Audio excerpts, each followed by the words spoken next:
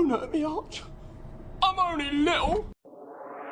بيبدأ فيلمنا مع طفل بيحكي حكاية عن طفلة سعيدة بتعيش مع أبوها الموسيقي الموهوب اللي بيحلم بالشهرة والعالمية، وعشان كده بيسيب أسرته وبيسافر وما يرجعش تاني. وساعتها الأم بتقرر إن المزيكا هي اللي شردت أسرتها، وتقرر إنها تشتغل في صناعة الأحذية علشان تقدر تربي بنتها، وبتورث بنتها نفس المهنة هي وجوزها وأولادها. وبمرور الأيام والسنين بيكونوا عيلة كبيرة، وبنعرف إن الولد اللي بيحكي اسمه ميجيل، وهو حفيد البنت اللي أبوها سابها، وبتكون هي جدته واسمها كوكو. وعشان العيله كلها متعقده من المزيكا اللي شردت العيله زمان وحرمت جدتهم من ابوها، فكانت الاسره كلها بتحرم على الطفل ميجيل انه يسمع او يعزف اي نوع من المزيكا. وبنلاقي الطفل ميجيل معجب جدا بواحد من اساطير المزيكا في المكسيك اللي بيكون اسمه ارنستو، ولانه من نفس بلدتهم فبيكون مثله الاعلى، وبيكون حافظ كل تاريخ حياته رغم ان ارنستو مات من زمان. وبيعرف ميجيل ان في مسابقه موسيقيه هتتعمل في يوم عيد الموتى، وهو عيد مهم بتتجمع فيه كل عيله وبيقدموا الاكل والهدايا لارواح الموتى، ويعلقوا صور الميتين من العيله بتاعتهم علشان ارواحهم ما تضيعش في عالم الموتى. وبنشوف ميجيل بيجهز الجيتار بتاعه وبيحاول يهرب، لكن للاسف بيتكشف فبيغضبوا كلهم عليه، فبيكسر صوره العيله القديمه، لكنه بيلاقي فيها جزء مخفي من الصوره للجيتار، وبيعرف من صورته ان ده الجيتار بتاع ارنستو ديلا كروز المطرب الموسيقي المشهور اللي هو بيحبه، فبيعتقد ان هو جده. فبيهرب من البيت بعد ما بيتخانق مع عيلته، وبيقول لهم انه مش عاوز يكون جزء من العيله دي، وبيروح علشان يقدم في مسابقة المواهب الموسيقية. ولانه ما عندوش جيتار يعزف عليه في المسابقة، فبيقرر انه يسرق جيتار ارنستو من قبره. واول ما بيدخل القبر علشان يسرق الجيتار بتحصل له حاجة غريبة، بيكتشف انه دخل عالم الاموات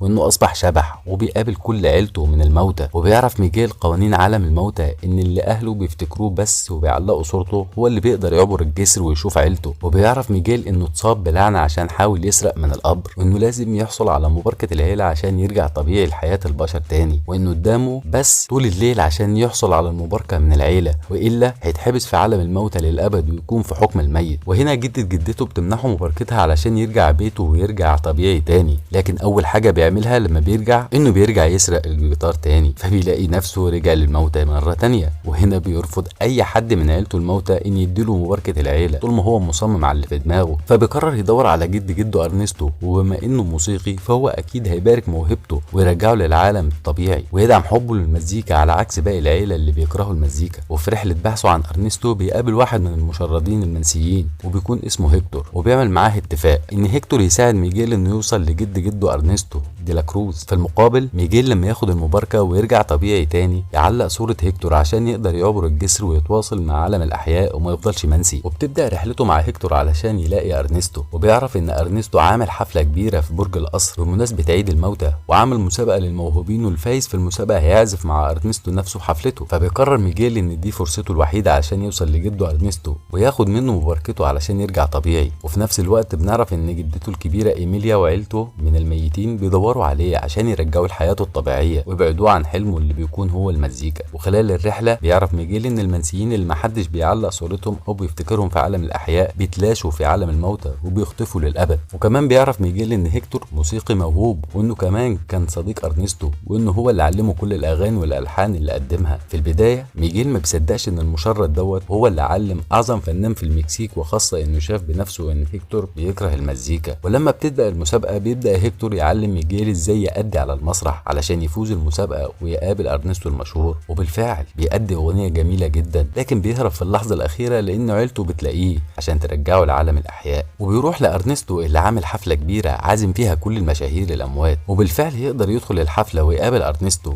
ويحكي له حكايته، وبيقدموا ارنستو للمعازيم كلهم على انه حفيده. وبيعرف ميجيل ان ارنستو معروف ومحبوب بسبب الناس اللي بيفتكروه في عالم الاحياء. وفي اللحظه اللي بيبارك فيها ارنستو ميجيل فيها علشان يرجع عالم الاحياء بيدخل عليهم هيكتور ويطلب من ميجيل انه ينفذ وعده ويفتكروا في عالم الاحياء، ويبان ان ارنستو فعلا بيعرف هيكتور قبل كده وانهم كانوا اصدقاء، وان ارنستو سرق شغل هيكتور ونسبه لنفسه. وبيعرف ميجيل ان هيكتور كل امله انه يعبر الجسر لعالم الأحياء علشان يشوف بنته، وبنرجع لليلة اللي مات فيها هيكتور وبيفتكر اللي حصل، وإن هو وأرنستو كانوا حققوا شهرة كبيرة في أغانيهم، لكن هيكتور حن لعيلته وكان عايز يرجع لبيته وأسرته وبنته اللي كانت وحشاه، لكن أرنستو كان مصمم يكمل الجولة الموسيقية بتاعتهم. ولما صمم هيكتور يرجع لبلده ويسيبه، عزموا أرنستو على مشروب وحط له فيه سم وقتله، ومات هيكتور وسرق أرنستو دفتر الأغنيات والألحان بتاعه. وبيفهم هيكتور وميجيل حقيقة أرنستو، وعشان كده بيقرر أرنستو إنه يتخلص منهم هما الاتنين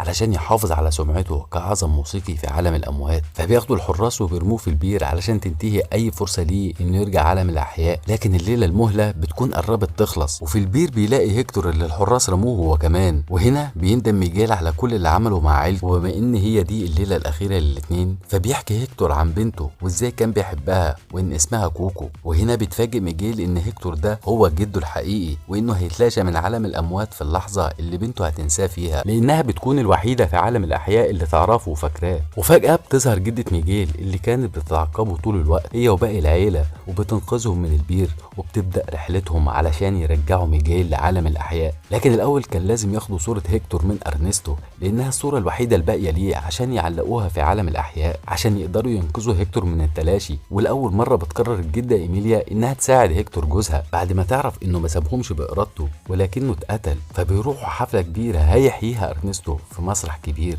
وبيقدروا ياخدوا منه صورة هيكتور، لكنهم بيتحطوا في موقف قدام الجمهور، وبتضطر الجدة إيميليا اللي بتكره الغنى والمزيكا إنها تغني قدام آلاف الجماهير. وبيكتشف ميجيل إن مش بس جده هو اللي كان موهوب في المزيكا، لكن جدته هي كمان مغنية موهوبة. في اللحظة اللي بيحاولوا يرجعوا ميجيل فيها بيتدخل أرنستو وبيحاول يقتل ميجيل، وتفتح أرنستو اللي صورته كاميرات الحفلة وهو بيحاول يقتله، وبياخد ميجيل المباركة من جده وجدته. لكن للأسف بتكون كوكو في لحظاتها الأخيرة وبدأت تنسى أبوها، وعشان كده هيكتور بيبدأ إنه يتلاشى. لكن بتخطر لميجيل فكرة إنه إزاي يفكرها بأبوها علشان يحميه من التلاشي، فبيغني لها أغنيتهم المفضلة هي وأبوها لما كانت صغيرة. وبيتفاجئ إنها محتفظة بصورة لهيكتور غير اللي ضاعت منه في عالم الموتى. وبتموت كوكو بعد ما تعلق صورة أبوها علشان الكل يفتكره، وتجتمع مع عائلتها العايشين والميتين للأبد. وهنا بتكون البداية، لكن البداية اللي ده وقتها فعلا إنك تشترك على القناة.